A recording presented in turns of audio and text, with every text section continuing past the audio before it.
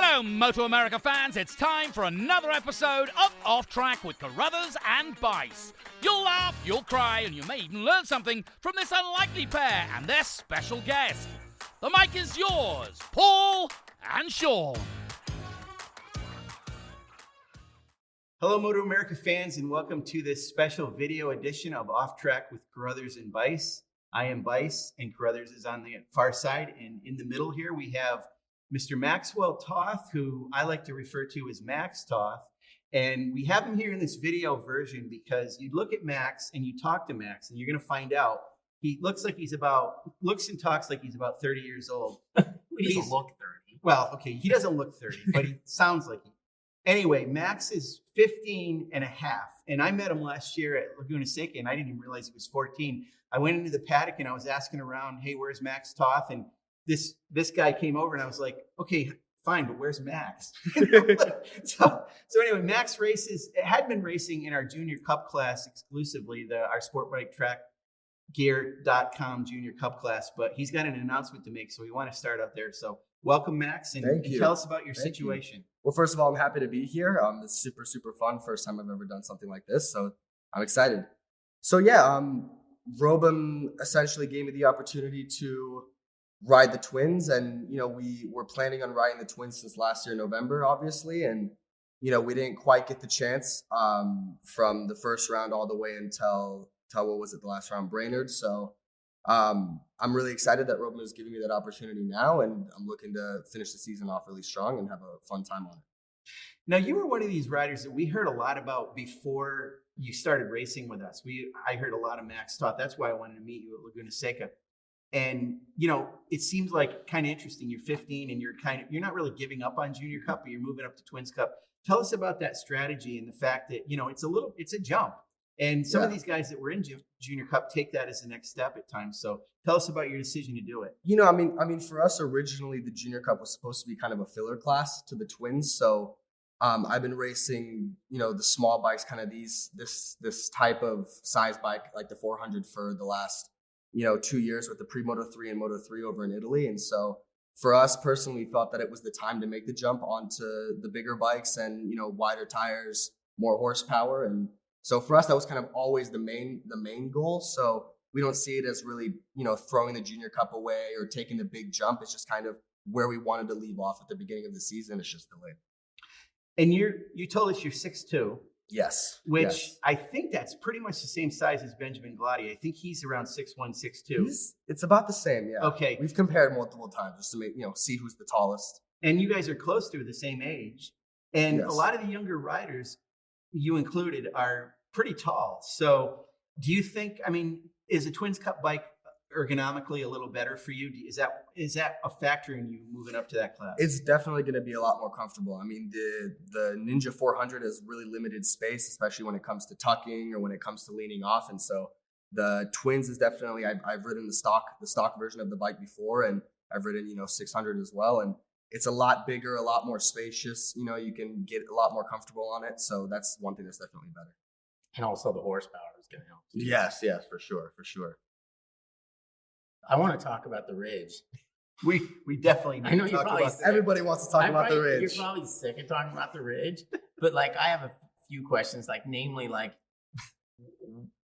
did you think you were totally screwed? I mean, if I was in that position, or maybe you don't have time to think that. It was strange because Hold on, we're talking about his big crash. Yeah. He got run over. His legs were completely run over. Three times. You've probably seen the video, and if not, we'll show it to you again. But it's crazy. So go ahead. I'm sorry. I mean, it was really strange because I came out of the corner. The bike felt a little bit loose on the rear, so already there, I kind of felt that I stepped out of my race line, and then I went onto the curb, grabbed a shift, and then all of a sudden, not even thinking about it, not even realizing it, just the curb, boom, drops off and ends and goes straight back into asphalt. And so once the front tire kind of dropped off, there was almost a pothole too at the end of it. So once it dropped off, I felt the whole bike just go down, and then front went a little bit. From there, it spun the rear out. And then once it came back, I'm like, well, it's over. It's no saving it.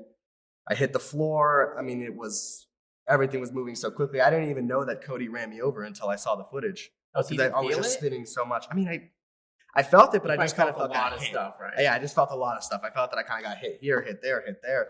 So I didn't even know that I got ran over until I saw the footage at the end. It just moved so quickly. I mean, usually crashes happen slowly, but this one was just so quick. And so I got up and I immediately knew that my thumb was broken or something in here was broken, because it just, there's that certain sensation that you get when you move the finger, and even with the adrenaline rush, you can kind of feel that almost rubber banding feeling of where it's trying to pull that, bone or ligament back or whatever. And so I was praying that it wasn't maybe just a bruise, but ended up being broken. So Is that hard? Is it hard to watch that video? I can't imagine watching that video of myself getting run over. I mean, okay, you're watching it when you know you're okay, but still, I'd be like, what? It's hard now. I think more so that I've seen it a million times, right? And now every time I watch it, it's just to see me get run over. But I think the first 50 times I played it back was honestly just to analyze what happened, just to see, well, why did I run off? Where was I? When did I grab the shift? Where was my body? When it did run off, how could I have saved it? How could I have prevented it from, sliding this way and that way? So it was more learning the first times I've seen it, but now it got reposted. I see it on Snapchat, TikTok, Instagram, Facebook, and now it's just, okay, I'm seeing myself getting run over, and that's all I get from this. Were your legs bruised or anything? There wasn't even visible bruising. That's crazy. Did you drink a lot of milk? Yeah, that must be. I do. I actually do. I mean, I have like 3 bowls of cereal. Again, I was in a phase for like 3 months before the Ridge, where I would have a bowl of cereal like every day. So that's probably what saved me. That's probably it. Eat cereal now. Yeah, exactly. I mean, exactly. I think we've all seen these viral videos where you got like a kid on a bicycle, and all his friends are lying down like hot dogs on the ground, and the guy's going to, jump off a ramp over his buddies. That's basically what Cody did to Max. Yeah, I mean, but he missed completely. He went right over him, and he got it's just to airtime, see it. He got airtime. He did. He did. He definitely jumped you for sure. Yep. But it's weird of everything that could have happened there, that you ended up breaking your thumb, and you could see what happened. Your hand kind of got caught in the front wheel a little bit, right? The tire. It looks like it just got hit by the wheel. I think it was the first thing that got hit over my 2 legs, and you can just see the force of the rotation just yanks it down. I mean, I'm honestly really grateful that it didn't tear or damage anything in my elbow or in my shoulder, because you can see my whole arm just from here, just bang, folded down. Yeah. So, but not everybody saw it the first time they saw the video. Like, everybody assumed, oh, your legs are broken. On the leg. Yeah, or people even ask, like, how did his hand break? What did his hand touch? And, no, you have to go back and you have to, zoom in on me getting run over. There's a little bit, the hand got taken by the wheel. It's just, have you ever broken a bone before? Oh, many. Oh, you have? Okay. Many. I mean, most of my racing injuries have been in my hand. I've broken here on the thumb, here on the wrist, here on the pinky, here on the pinky. So wow. Have you ever thought about crashing, Les? No. It's kind of part of what it is. I got to push, and sometimes you have to override the bike sometimes, especially when it comes down to not knowing the track, lack of track knowledge, weight to horsepower ratio. I'm one of the biggest guys. I have to override the bike. So, right. Sometimes if I want to keep up with the first place, I'll take risks, and okay, I benefited out of that. But sometimes you end up in a pothole and you break your thumb. It's just it's part of the gig. Have you ever, this is a weird way to put it, but this idea of, in order to find the limit, you you don't even approach it. You have to almost go over the limit. You realize, okay, sure. For sure. I mean, that's one thing that I've been training for even since I was like 6-7 years old. I mean, even in parking lot drills, mini bikes, it's always over the limit. It's always getting out of the comfort zone, because you can go over the limit once and turn that new limit into your comfort zone. But then from there, now what? Well, you need to keep breaking those boundaries, breaking that barrier. And, whether you're going to crash that day and go home with a broken bike, well, you need to define that limit. You need to train that way. Tell us about how you got started. I mean, you're still young, but you've obviously been riding for a long time. Tell us when you started, what you rode, and how you made it to this point. So I started at the age of, I think the first bike I had was an electric bike. It was like a little electric cheap motocross bike, probably like $500, whatnot. And that's kind of what I learned ride a motorcycle with. I had a Strider for 2 years, a year and a half before then. So I kind of got the balance part of it down. And then from there, I moved on to my first real motorcycle, which was a PW50. which came with training wheels, and we had to yank them off. My dad was like, nope, it's starting on the 2 wheels. And so from there, we just kind of worked up. We got, the SX50 or the SX Mini Adventure KTM. They had that little, it was like a PW50, but KTM. Then SX50. Then from there, the KX65, which we had for, I still have it to this day for God knows how many years. But, it's just moving up slowly, but always finding the limit on each bike that we rode. And all of this, obviously, you've done some dirt riding. Do you do any flat track? Is this all road racing that you're doing on kart tracks? I haven't touched dirt for probably 3 years. It's just not something you just are a road racer. That's what you want to do. For us, we feel that if we're road racing, if this is the sport that I'm doing, if this is the type of motorcycle racing that I want to excel in, that's what I need to be training. And so, for me, I have school during the week. I still go to a regular school. I'm not homeschooled or anything. I have to show up to classes and, get in homework and whatnot. So the only times that I can really be on the track is Saturdays and Sundays on the weekends. And for us, it's not worth sacrificing that little time that we have to train to go on dirt, because now there's the risk of I miss hitting the triple and now my femur's, broken out of my bone. Whereas if we just went to the kart track on a solid day of training, that's much more valuable to us. Mm-hmm. So it's all about maximizing the time. What do you think about our Mini Cup by Motul? I mean, you think you would have done it if we would have had it then, right? If I would have been younger and 2 feet shorter, I probably would have been doing it. It looks really, really fun. I honestly wish that they had more rounds, because it's very fun to watch from the outsider's perspective too. Yeah, and by the way, we're at Pittsburgh International Race Complex, or Pit Race. They have a kart track here, so this is going to be one of our rounds of the Mini Cup by Motul. So riders who are not a lot younger than Max are racing, and that's kind of our first stars of our series, then Junior Cup and kind of Twins Cup Super Sport from there. But let's talk a little bit more about Twins Cup and about Robem specifically, because that is a pretty well organized team, large team, got a lot of infrastructure in there. Matt Spicer is one of those guys that, he's not even on my level mentally. He's like always thinking somewhere ahead. How well do you know them so far, and what do you think about your teammates and how it's going to go? I don't know them too well. I got a chance to meet them at Brainerd last round, and I got a little tour of how they work and how they function, and what data they look at and how they work with the bikes, with mechanics, blah blah blah. So they look like a very, very well-rounded team, a very good functioning team, and I really like how they work just from the little bit that I've seen. So I'm excited to see more. What are your expectations moving up? I mean, you've obviously got a good bike.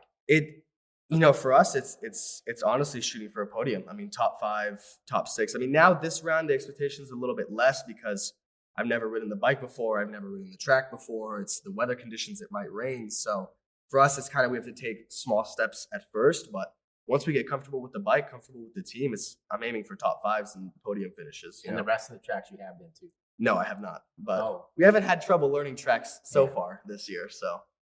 Yeah, it was weird. Last year you did Laguna Seca. Was that the only round in our series that you did? Yes. Okay, so all these tracks in this side of the country are new to you. Laguna Seca was the only track this year that I've ever been to, and I didn't even race Laguna. So.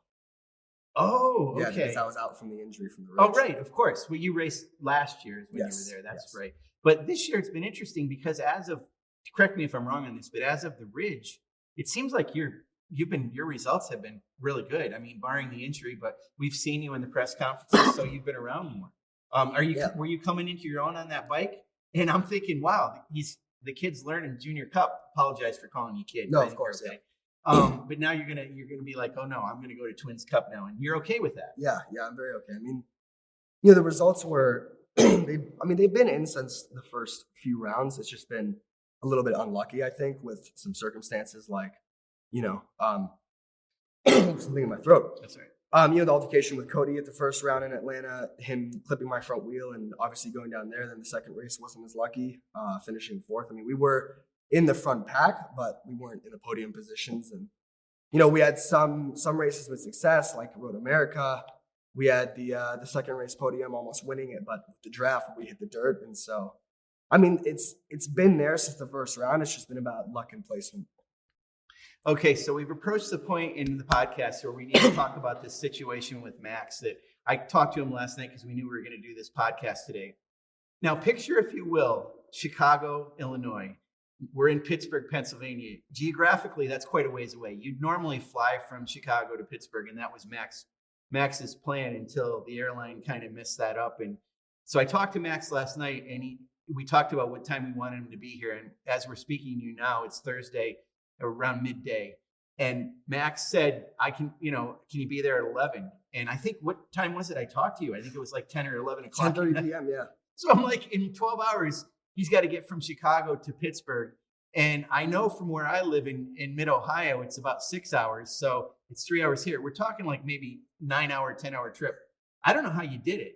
Tell us, and did you sleep? Who drove? How did that work? I mean, it's all my dad, honestly. He Yeah. drove us from, something in my throat. That's right. No, so he drove us from all the way from Chicago to here. And it's all him who made the drive. I mean, I was just in the passenger seat, chilling, sleeping, napping. It's good that you don't have a license, because Yeah, exactly. then it would be a situation where you would have probably had to tag team. But your dad drove that entire way, though. And your dad, I mean, let's give a shout out to your dad, Bert. Yes, right. yes. He tremendous. The parents that support you guys in the paddock.